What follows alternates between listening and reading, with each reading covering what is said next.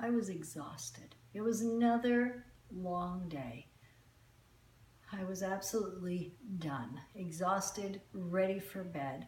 I wanted to take a bath. I didn't even have the energy to take a bath. All I could do was put on a house coat and cozy up in it and crawl into bed. I didn't even take the pillows and cover off Ken's side of the bed. He wasn't home yet.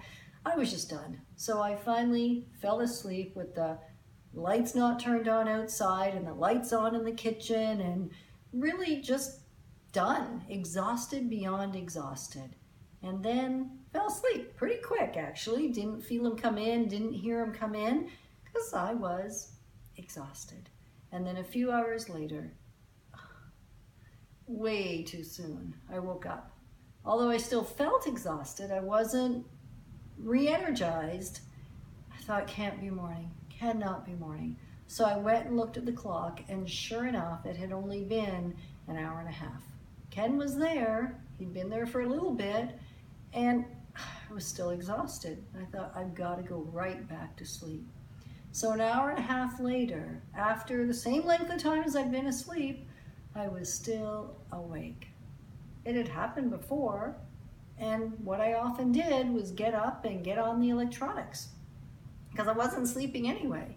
So that meant when I got up at the end of the night sleep, which was an hour and a half, I was still thoroughly exhausted for the day. Had gone on long enough. And so Ken suggested that I wasn't allowed, or it was best I didn't allow myself to touch the technology. What would happen if I knew that after lying there for a little while, I couldn't touch it? And so we started leaving it in the kitchen, making sure that even when I got up and I couldn't sleep, I didn't touch the technology.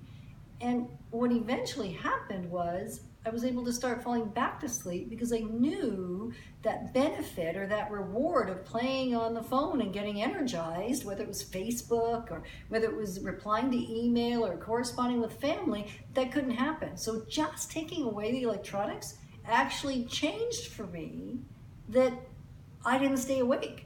Now, if I did wake up an hour and a half later, which didn't even happen often anymore and doesn't happen too often, I could go right back to sleep. So it wasn't even that I was necessarily getting right up to touch that electronic. It was simply that it was there, and in the back of my mind, I knew that after an hour and a half, I got that reward. Some reward to then go to work the next day exhausted. Harder to connect with people, harder to engage.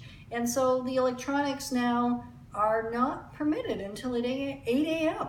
And that has totally changed my ability to have a good night's sleep. So when you're thinking about what causes some of us not to sleep, it might not be the thing that you think it was. Mine was simply changing what my reward was. Kind of funny, actually. Tell me about your experience, and let's see if we can't learn together.